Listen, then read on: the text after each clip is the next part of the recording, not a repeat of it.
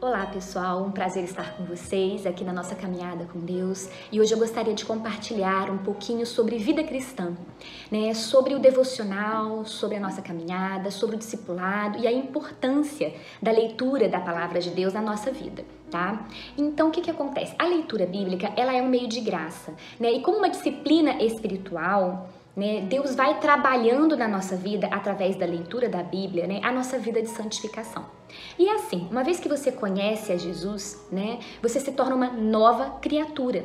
Então, quando a gente conhece a Cristo, nós precisamos crescer espiritualmente, avançar nessa vida cristã, para que nos moldemos pouco a pouco ao caráter de Cristo.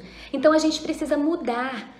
A gente precisa aprender, e mudar muitas vezes a nossa visão da vida, como um todo, para que a gente enxergue a partir de uma cosmovisão cristã, porque a Bíblia, ela é a regra de fé e prática do cristão. E se cremos em Deus, nós cremos que a Bíblia traz a vontade de Deus revelada a nós, então nós precisamos conhecê-la, Agora, para crescer, muitas vezes é necessário, ou todo tempo é necessário um esforço da nossa parte. Nós temos uma responsabilidade pessoal nesse crescimento, no desenvolvimento da nossa vida cristã, Então, a gente aprende na palavra de Deus, e isso está bem falando ali em 1 Timóteo, ele nos ensina, que a gente precisa se exercitar na piedade, na busca, na devoção ao Senhor, em aprender a conhecer do nosso Deus. Então, muitas vezes a gente precisa regenerar, sabe? Renovar muitas coisas da nossa vida, da nossa mente, desconstruir aquilo que a gente achava errado, para que a gente possa construir um novo aprendizado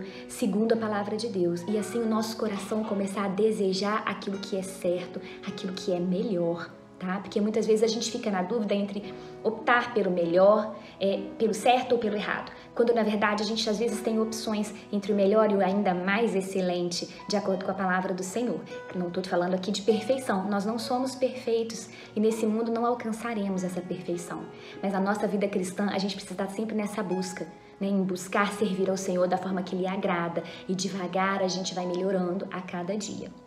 Então, esse esforço, em buscar conhecer de Deus, ler a palavra, faz parte, A gente precisa então criar esse hábito de leitura na nossa vida, porque se não fizermos isso, vamos ser consumidos pela cultura do mundo. Não que a cultura esteja errada, que esteja errado a gente se envolver. Claro que não, a cultura faz parte do povo, Ela caracteriza o povo, mas a cultura ela precisa estar subordinada à palavra de Deus. A palavra de Deus é quem vai ditar a nossa vida, E o nosso comportamento, ela tem que se submeter à palavra de Deus. Caso contrário, os princípios absolutos da palavra não podem ser negociados com a cultura, E então a gente precisa aprender da palavra para que a nossa cosmovisão não seja deturpada por muitas ideias que a palavra de Deus não está, de acordo. Então, esse processo é muito sutil, por isso a gente precisa estar atento. E a leitura da palavra habitual, de forma habitual, nos ajuda a identificar o que devemos ou não fazer muitas vezes. E esse esforço que eu estou me referindo, é simplesmente uma disciplina de você separar um tempo devocional, um tempo para você e Deus, para o seu relacionamento, para você conhecer o Senhor, um tempo de oração para você falar com Deus, um tempo de leitura para você ouvir a voz de Deus. Só assim que a gente cresce espiritualmente, não tem outra forma. Agora, como é um meio de graça, conforme eu disse, a gente precisa entender que mesmo tendo uma responsabilidade pessoal nesse processo, a leitura da palavra e o nosso crescimento está condicionado a uma capacitação que vem de Deus, não é de nós mesmos. Muitas vezes temos conhecimento e isso não adianta e nem muda a nossa vida. Nós precisamos ser capacitados pelo Senhor e isto que opera em nós é a ação do Espírito Santo. Então, o Deus Espírito Santo é que opera na nossa vida, nos mostrando aquilo que a palavra vem revelar a nós, tá? Então é importante a gente ter sempre isso em mente, E assim, a vida cristã, gente, ela é vivida dia a dia. Não tem, nenhum segredo, assim. É uma vida, é um estilo de vida. É você viver com Jesus todos os dias na sua vida. Então, nós somos criados para a glória de Deus. Este é o propósito da nossa vida. E nós temos uma missão, a missão de testemunhar o amor de Deus, aos demais, aqueles que ainda não conhecem o Senhor, aqueles que ainda não se entregaram a Jesus, Então, assim, nós precisamos nos alimentar da palavra na vida devocional diária, né, para que a gente cresça e para que a gente tenha condições, né, de sermos um testemunho vivo do Senhor, não apenas em palavras, mas também em ações. Há uma frase, né, do Moody que diz o seguinte: de 100 homens, um lerá a Bíblia, mas 99 lerão o cristão. E isso traz a nós uma grande responsabilidade. E é aqui que entra o discipulado, que eu vou falar rapidamente aqui pra gente finalizar, né, a nossa reflexão. Eu quero resumir dizendo o seguinte: não basta pregar, que é a comissão que nós temos, né, de anunciar, ir e anunciar o Evangelho, a boa nova de salvação a todas as pessoas. O discipulado é a única forma que a gente tem para evitar, tá, uma vida fraca espiritualmente, né, uma vida vulnerável, que é levada a todo vento de doutrina, que não tem firmeza na fé. É com o discipulado que a gente vai crescer espiritualmente, que a gente vai exercitar, né, os conhecimentos bíblicos na nossa vida, no nosso dia a dia e produzir cristãos maduros. O discipulado nos produz pessoas mais maduras, nos transforma, melhor dizendo, em pessoas mais maduras, né, em cristãos firmes e amadurecidos na fé e no conhecimento daquilo que Deus requer de nós. Então, a ordem que Deus nos deu para ir e evangelizar, né, é sim pregar, mas também fazer discípulos.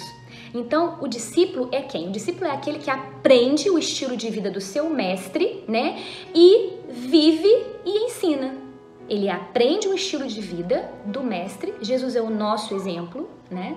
E aí ele passa a viver e ensinar. Nós somos multiplicadores. Então, o discipulado, ele tem 2 elementos. O primeiro elemento do discipulado é a morte de si mesmo. É todo dia você matar o seu próprio eu. O desejo que nós temos, a tendência que nós temos de querer ser o nosso Senhor, ou seja, fazer a nossa vontade e não a vontade do Pai, né?